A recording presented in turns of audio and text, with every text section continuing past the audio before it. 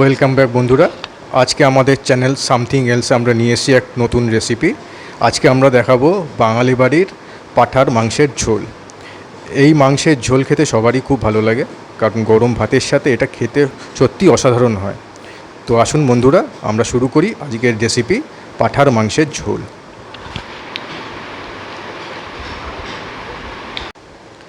এখানে আছে 1.5 KG mutton. এটাকে ভালো করে পরিষ্কার করে ধুয়ে রাখা আছে।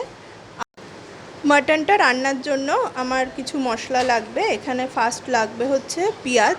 এখানে প্রায় 3টে বড় সাইজের পেঁয়াজ আছে, কুচিয়ে নিয়েছি। আর আছে রসুন আর আদা, এটাকে আমি পেস্ট করব। আর আছে 6-7টা মতো কাঁচা লঙ্কা, এটাকেও পেস্ট করব এই আদা রসুনের সাথে। আর আছে 2টো টমেটো কুচি। আর আছে একটু বড় সাইজের আলু কেটে নেওয়া। এটা ছাড়া বাঙালি বাড়ির মাটনের ঝোল অসম্পূর্ণ।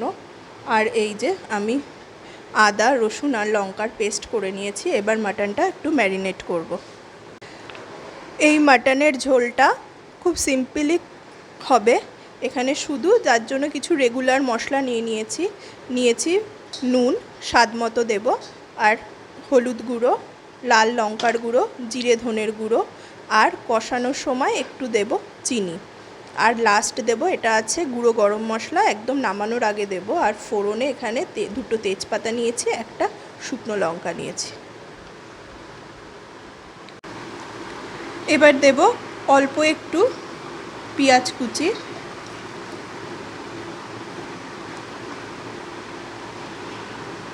অল্প টমেটো কুচিও দেব। আর বাকিটা পেঁয়াজ ভেজে দেব, আর টমেটোটাও কষানোর সময় দেব। এই যে আদা রসুন আর লঙ্কার পেস্টটা করেছিলাম পুরোটাই দিয়ে দেব। আর দেব কিছুটা নুন,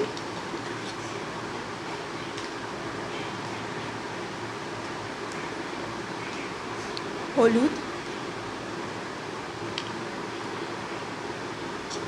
লঙ্কার গুঁড়ো, আর দেব জিরে ধনের গুঁড়ো। আর এইখানে আলুটা একটু নুন আর হলুদ দিয়ে মাখিয়ে রাখতে হবে। আলুটা নুন আর হলুদ দিয়ে মেখে একটু লঙ্কার গুঁড়োও দিচ্ছি, একটু ফ্রাই করে নেব মাংসটা বসানোর আগে।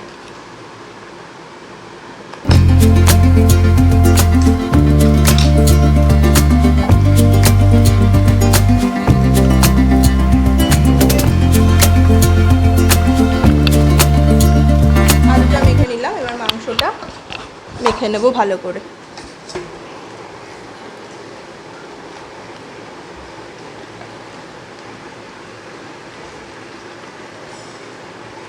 এই সময় আর একটু দিয়ে দেব সর্ষের তেল।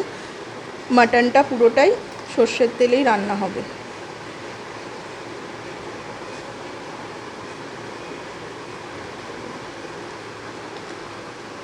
2 টেবিল স্পুন মতো সর্ষের তেল দিলাম।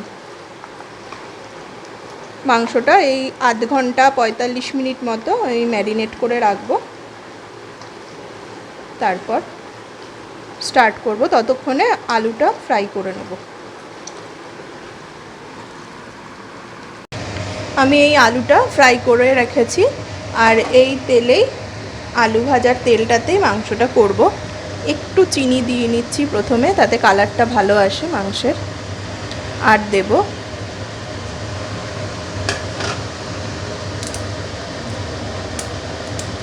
দুটো তেজপাতা আর একটা শুকনো লঙ্কা।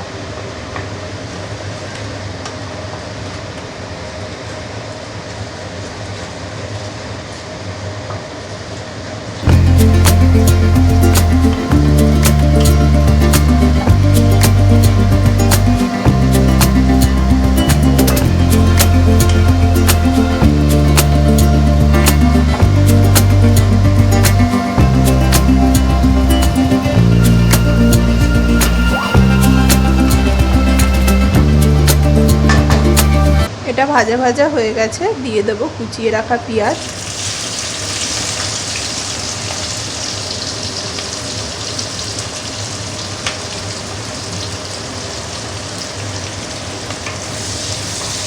পেঁয়াজটা একটু ভেজে নেব।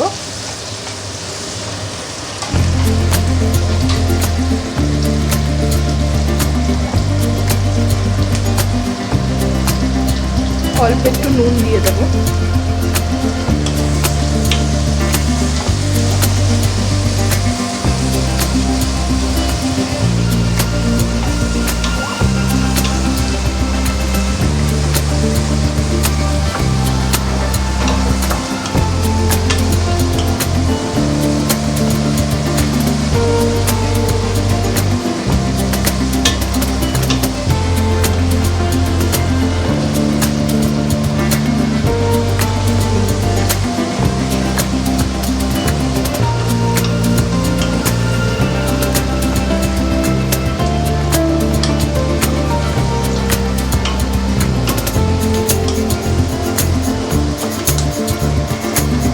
পেঁয়াজটা বেশি ব্রাউন করে ভাজবো না, একটু নরম হয়ে গেছে। এবার ম্যারিনেটেড মাংসটা দিয়ে দেব।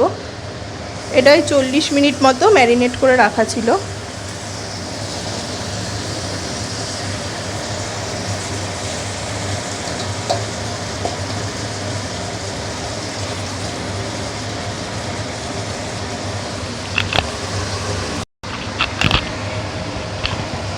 এবার মাংসটাকে খুব ভালো করে কষাতে হবে বেশ কিছুক্ষণ ধরে।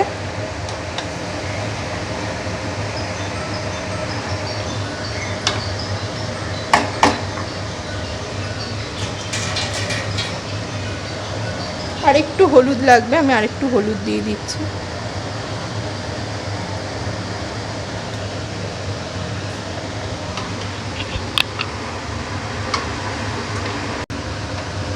আমি একটু এটা বড় বার্নারটায় শিফট করলাম আর কষানো হচ্ছে। একটু এই অবস্থায় একটু টমেটোটা দিয়ে দেবো, টমেটো কুচিটা।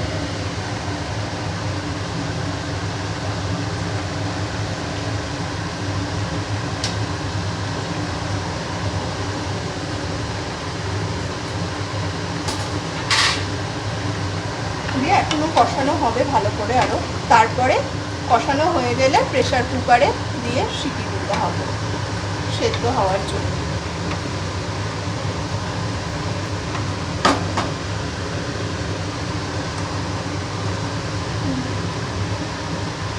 এবার একটু এটা ঢাকা দিয়ে দেবো।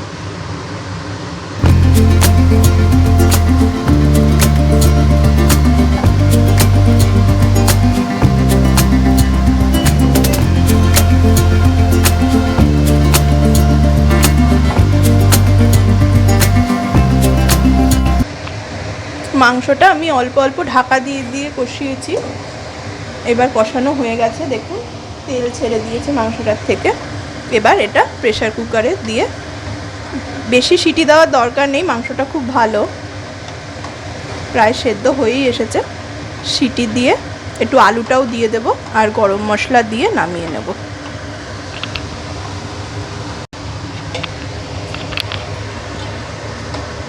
এটা প্রেসার কুকারে দিয়ে দিয়েছি মাংস কষানোটা। এবার আলুগুলো দিয়ে দেব, দিয়ে জল দিয়ে দেব।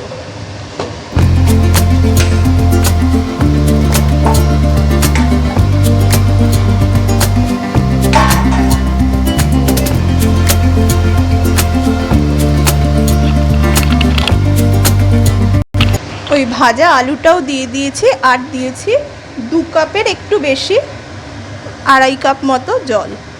এবার প্রেসার কুকারে ঢাকনা আটকে দেব, দিয়ে 3টে মতো সিটি দেব, দিয়ে গরম মশলা দিয়ে নামিয়ে নেব।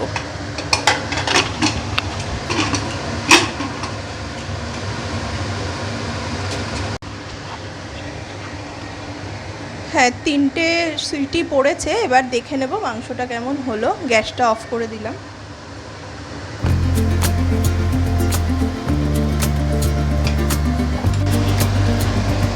তিনটে সিটি পড়ার পর প্রেসার কুকারটা খুলে দিয়েছি, প্রেসারটা রিলিজ করে। পুরো হয়ে গেছে দেখুন মাংস। এবার একটু গরম মশলা দিয়ে এটা ঢেকে রাখবো।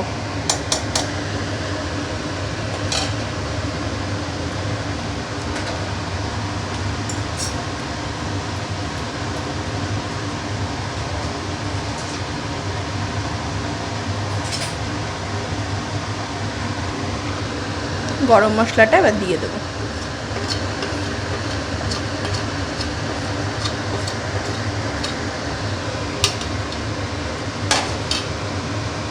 গরম মশলাটা দিয়ে দিয়েছি, একটু নাড়িয়ে নেব।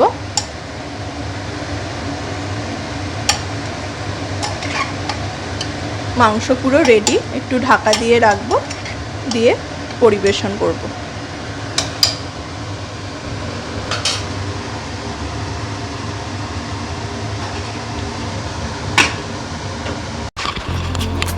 তাহলে বন্ধুরা আপনারা দেখতে পাচ্ছেন পাঁঠার মাংসের ঝোল প্রস্তুত। এটাকে ভাতের সাথে খেতে তো অসাধারণ লাগেই, তাছাড়াও আপনারা এটাকে রুটি এবং পরোটার সাথেও খেয়ে দেখতে পারেন, খুবই ভালো লাগবে। আর অবশ্যই লাইক, শেয়ার এবং সাবস্ক্রাইব করবেন এবং জানাবেন রেসিপিটা কেমন লাগলো। ধন্যবাদ।